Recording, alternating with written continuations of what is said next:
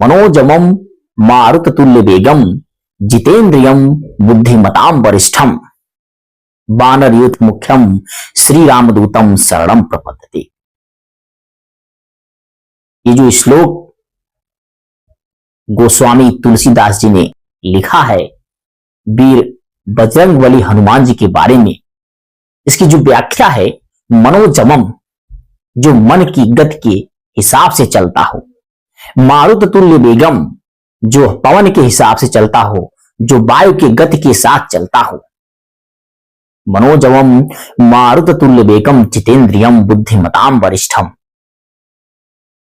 जिसने अपनी इंद्रियों पर विजय प्राप्त कर ली हो, जो बुद्धियों में अति श्रेष्ठ हो और जो वानर के युद्ध के मुखिया हो।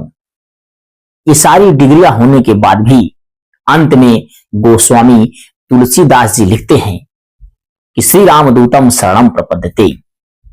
ये श्री राम के दूत हैं और उनकी शरण में रहते हैं।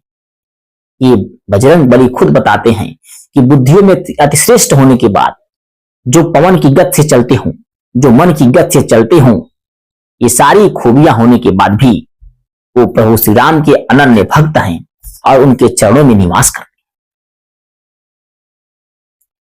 इसलिए कहा गया है, जब व्यक्ति के पास धन यानी संपत्ति, पैसा, बुद्धि यानी विवेक, बल यानी ताकत, अगर ये सभी किसी व्यक्ति के अंदर आ जाते हैं या कह लीजिए समाहित हो जाते हैं, तो व्यक्ति एकाग्रचित न होकर के अपने पथ से भटकने लगता है।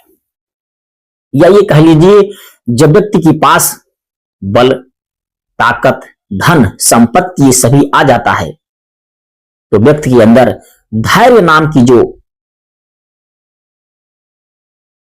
उसके पास शक्ति है, धैर्य नाम की, वो खत्म होने लगती है और व्यक्ति अहंकारी रूप से अहंकारी पुरुष बन जाता है और वहीं से उस व्यक्ति का सर्वनाश शुरू होता है।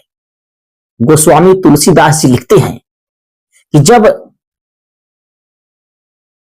गुरु विश्वामित्र अयोध्या आकर महाराज दशरथ से उनके पुत्र को अपने साथ ले जाने के लिए कहते हैं, तो महाराज दशरथ चिंतित होकर पूछते हैं, गुरुवर, मेरा पुत्र तो अभी मात्र 13 वर्ष का है, अभी ये आपके साथ जाकर क्या करेगा, कैसे राक्षसों का संहार करेगा।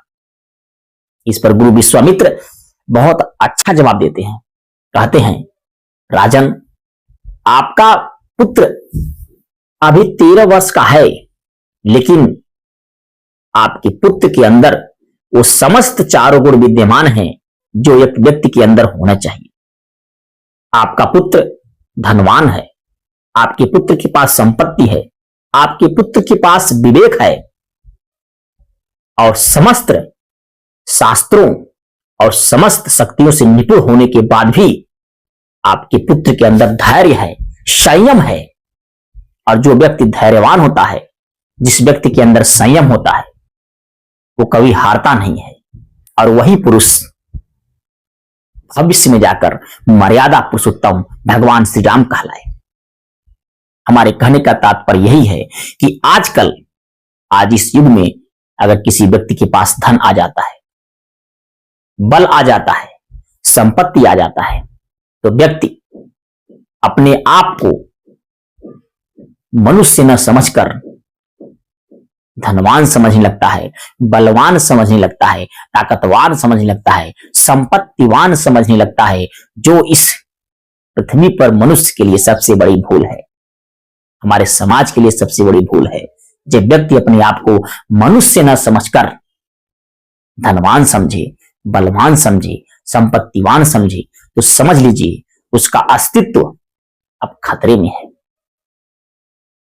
कहा जाता है, धन है आपके हाथ की मैल है, कभी भी कमाया जा सकता है, बल कभी भी अर्जित कर सकते हैं, संपत्ति आप कभी भी खरीद सकते हैं, लेकिन जो धैर्य रूपी शक्ति आपके अंदर प्रवेश करती है, वो एक अच्छे बुद्धि विवेक और अच्छे संगत से मिलता है। कहा जाता है संगत से गुण होता है, संगत से गुण जात। अगर आपकी संगत अच्छे पुरुषों के साथ है, अच्छे व्यक्तियों के साथ है, तो निश्चित रूप से आप भी एक अच्छे व्यक्ति बनेंगे। कहा जाता है यदि आप 10 गरीब व्यक्तियों के साथ रहते हैं तो 11वें गरीब व्यक्ति आप बनेंगे। 10 मूर्ख व्यक्तियों के साथ रहते हैं तो 11वें मूर्ख आप स्वयं बनेंगे। अगर 10 धनवान व्यक्तियों के साथ रहते हैं तो 11वें धनवान आप होंगे, और 10 यदि बुद्धिमान व्यक्तियों के साथ आप रहेंगे तो 11वें बुद्धिमान आप स्वयं बनेंगे। तो संगत का असर मनुष्य के जीवन पर बहुत ज्यादा पड़ता है, इसलिए ऐसे संगत के साथ रहिए जिससे आपका मनुष्यता, मानव धर्म, आपका कर्तव्य बचा रहे। आपके नाम के आगे धनवान, बलवान, ताकतवान, संपत्तिवान न जुड़कर आप एक साधारण मनुष्य रहिए, क्योंकि मनुष्य पर राज करता है हमारे प्रभु श्री राम, जिन्हें हम मर्यादा पुरुषोत्तम भगवान श्री राम के नाम से जानते हैं। वे भगवान होने के बाद भी एक मानव रूपी अवतार लेकर मनुष्य की तरह कठिन परिश्रम करते हुए महाराज रावण का वध करके पुनः अयोध्या वापस आते हैं। उन्होंने किसी शक्ति का प्रयोग नहीं किया, सत्य पर रहकर, धर्म पर रहकर, संयमित होकर युद्ध लड़े और जीते भी। कहा जाता है सत्य परेशान रहता है लेकिन जीत अंत में सत्य की होती है। आप सत्य को परेशान कर सकते हैं लेकिन उसे आप हरा नहीं सकते हैं, उसके अस्तित्व को आप मिटा नहीं सकते हैं।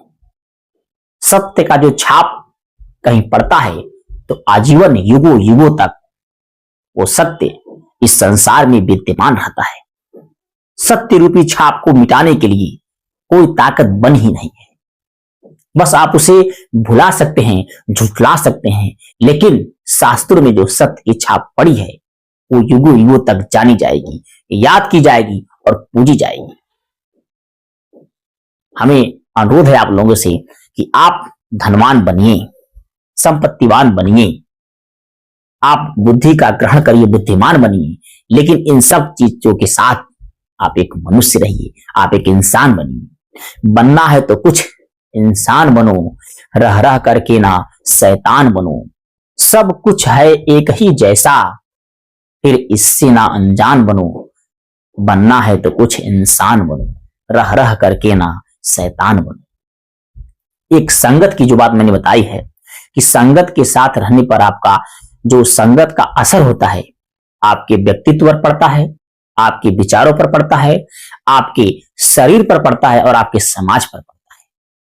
संगत का असर इतना बड़ा है, इसलिए कहा जाता है संतन के संग लाग रे तेरी अच्छी बनेगी। अगर आपको कोई साधु संत पुरुष ऐसे मिल जाए जो लगता है कि हाँ वो एक संत हैं, एक सिद्ध पुरुष हैं, तो ऐसे पुरुषों का साथ मिलने से आपका उद्धार निश्चित है। इसलिए कहा जाता है कि संतों के साथ लगिए, उनसे जुड़ाव रखिए, उनसे लगाव रखिए। संतन के संग लाग रे तेरी अच्छी बनेगी। ध्रुव की बनी प्रहलाद की बन गई, ध्रुव की बनी प्रहलाद की बन गई। थोड़ा खुद को संभाल रे तेरी अच्छी बनेगी। लेकिन इस युग में अच्छे संतों को खोजना, एक सिद्ध पुरुष को खोजना इतना आसान नहीं है। कुछ बातें मैं बता रहा हूं जिससे आप एक अच्छे संत पुरुष को आप खो सकते हैं।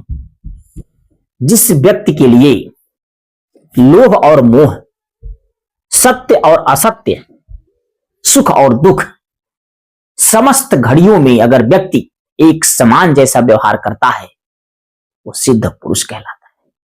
गीता में भी इसका उल्लेख है कि जो व्यक्ति सभी दशाओं में, सभी प्रकार के सुखों और दुखों, कष्टों में समान व्यवहार करता है, अपने बर्ताव को समस्त दुखों से परे रखते हुए